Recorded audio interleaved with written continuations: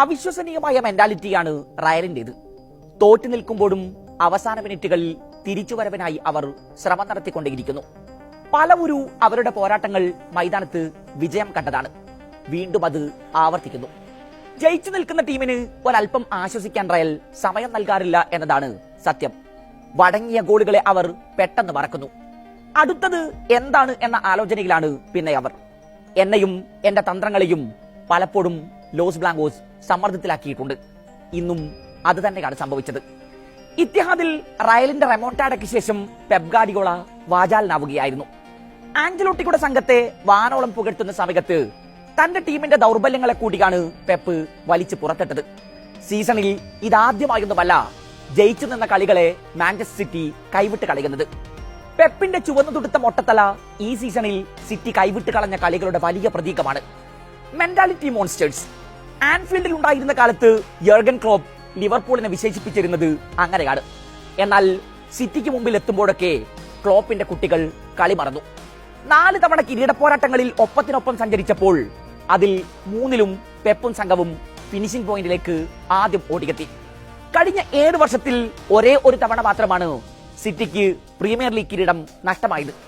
ലോകത്തെ ഏറ്റവും മികച്ച ക്ലബ്ബുകൾ പന്ത് തട്ടുന്ന പ്രീമിയർ ലീഗിലെ കോമ്പറ്റീഷൻ എന്താണെന്ന് ആരാധകർക്ക് പറഞ്ഞു തരേണ്ടതൊന്നുമില്ലല്ലോ. അങ്ങനെ ഒരു ലീഗിലാണ് എതിരാളികളില്ലാതെ സിറ്റി 6 വർഷം സിംഹാസനം അലങ്കരിച്ചത്. 7 വർഷത്തിനിടെ ഒരു ചാമ്പ്യൻസ് ലീഗ് ട്രോഫി അടക്കം 18 കിരീടങ്ങൾ ഗോഡിയോള ഇത്തിഹാദ് ഷെൽഫിലെത്തിച്ചു. ഇതൊക്കെ ചരിത്രമാണ്. പക്ഷെ ഈ സീസണിൽ കഥ വ്യത്യസ്തമാണ്. പ്രധാന താരങ്ങളിൽ പലർക്കും പരിക്കാണെന്നൊക്കെ വാദത്തിനു വേണ്ടി പറയാമെങ്കിലും പെപ്പിന്റെ ആവനാടിയിൽ പകരക്കാരായുള്ളവർ അത്ര മോശക്കാരാണ് എന്ന വാദമൊന്നും ആർക്കുമില്ല. കാർവഹാൽ അടക്കം പ്രതിരോധത്തിലെ പ്രധാന താരങ്ങൾ പലരും ഏറെക്കാലമായി പുറത്തിരിക്കുന്ന റയലിനും ദൗർബല്യങ്ങൾ ഏറെ ഉണ്ടായിരുന്നു. പക്ഷേ റയലിന്റെ മെന്റാലിറ്റിക്ക് മാറ്റമൊന്നും വന്നിട്ടില്ല എന്ന് ഗാർഡിയോള തന്നെ സമ്മതിക്കുന്ന സ്ഥിതിക്ക് സിറ്റിയുടെ മെന്റാലിറ്റിക്ക് കാര്യമായ മാറ്റങ്ങൾ സംഭവിച്ചിട്ടുണ്ട് എന്ന് തന്നെ സമ്മതിച്ചേ മതിയാകും. 5 തവണയാണ് ഈ സീസണിൽ ജയിച്ചു നിന്ന മത്സരങ്ങളെ സിറ്റി കളഞ്ഞുകൊളിച്ചത്. കഴിഞ്ഞ 4 സീസണുകളിലെ മൊത്തം കണക്കെടുത്ത് നോക്കിയാൽ പോലും ഇത്രയും മോശം റെക്കോർഡ് സിറ്റിയുടെ അക്കൗണ്ടിലില്ല. റയലിനെതിരെ 85-ാം മിനിറ്റ് വരെ 2-1 പെപ്പും സംഘവും മുന്നിലായിരുന്നു. 86-ാം മിനിറ്റിൽ സമനില ഗോൾ വന്നതിന് ശേഷമെങ്കിലും ഉണർന്ന് കളിച്ചിരുന്നെങ്കിൽ ഹോം ഗ്രൗണ്ടിൽ ആ നാണം കെട്ട തോൽവി ഒഴിവാക്കാമായിരുന്നു. എന്നാൽ ഇഞ്ചുറി ടൈമിൽ പെപ്പിന്റെ കുട്ടികൾ കലമുടച്ചു. ഡിസംബറിൽ അരങ്ങേറിയ മാഞ്ചസ്റ്റർ ഡെർബിയിൽ ജോസ്കോ ഗോഡികൾ നേടിയ ഗോളിൽ 88-ാം മിനിറ്റ് വരെ സിറ്റി മുന്നിലായിരുന്നു. പിന്നെ കളി മാറി. 2 മിനിറ്റിനിടെ 2 ഗോൾ വഴങ്ങിയ ശേഷം ആയുധം വെച്ച് കീഴടങ്ങി, അതും ഇത്തിഹാദിൽ. നവംബറിൽ ബ്രൈറ്റണെതിരെ 78-ാം മിനിറ്റ് വരെ 1 ഗോളിന് മുന്നിട്ടെന്ന ശേഷമാണ് 2 ഗോൾ വഴങ്ങി തോറ്റത്. അതേ മാസം സ്പോർട്ടിംഗ് ലിസ്ബണിനെതിരെ 1 ഗോളിന് മുന്നിൽ നിന്ന ശേഷം 4 ഗോൾ വഴങ്ങി. ചാമ്പ്യൻസ് ലീഗിൽ PSG-ക്കെതിരെയും എതിരില്ലാത്ത 2 ഗോളിന് മുന്നിട്ടെന്ന ശേഷം 4 ഗോൾ വലകിൽ വാങ്ങി. തോൽവിയോളം പോന്ന സമനിലകളും സിറ്റി സീസണിൽ വഴങ്ങിയിട്ടുണ്ട്. ബ്രാൻഫോർഡിനെതിരെ 80 മിനിറ്റ് വരെ 2 ഗോളിന് മുന്നിട്ടെന്ന ശേഷമാണ് 82-ാം മിനിറ്റിലും 92-ാം മിനിറ്റിലും ഗോൾ വഴങ്ങിയത്. ജയിച്ചു നിൽക്കുന്ന മത്സരങ്ങളെ കളഞ്ഞു കുളിക്കുന്ന പ്രവണത സിറ്റിക്ക് കൂടുതലായുള്ളത് ചാമ്പ്യൻസ് ലീഗ് വേദികളിലാണ്. യൂറോപ്പിലെ വലിയ വേദികളിൽ കഴിഞ്ഞ 9 മത്സരങ്ങളിൽ മാത്രം അവസാന 16 മിനിറ്റിൽ പെപ്പിന്റെ കുട്ടികൾ വഴങ്ങിയത് 8 ഗോളുകളാണ്. ഫെയ്നൂദിനെതിരായ മത്സരത്തിൽ എതിരില്ലാത്ത 3 ഗോളിന് മുന്നിട്ടെന്ന സിറ്റി വെറും 15 മിനിറ്റിനിടയിൽ 3 ഗോൾ വലയിൽ വാങ്ങി.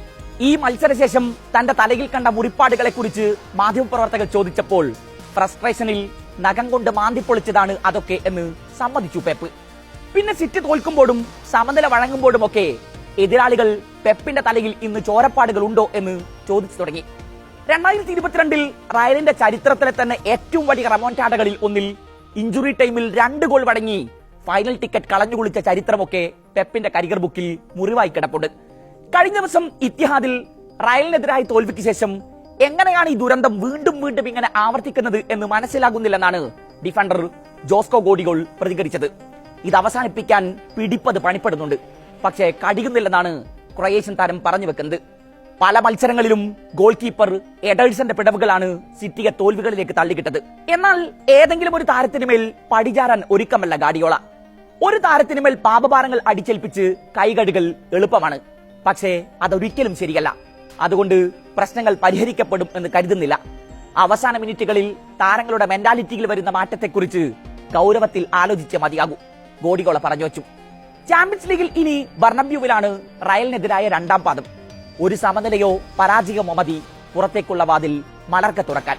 പിന്നെ FA കപ്പ് മാത്രമാണ് ശരണം. ബർണബ്യൂവിൽ ഗോഡിയോളയുടെ പ്രതികാരമുണ്ടാകുമോ? കാത്തിരുന്ന് കാണണം.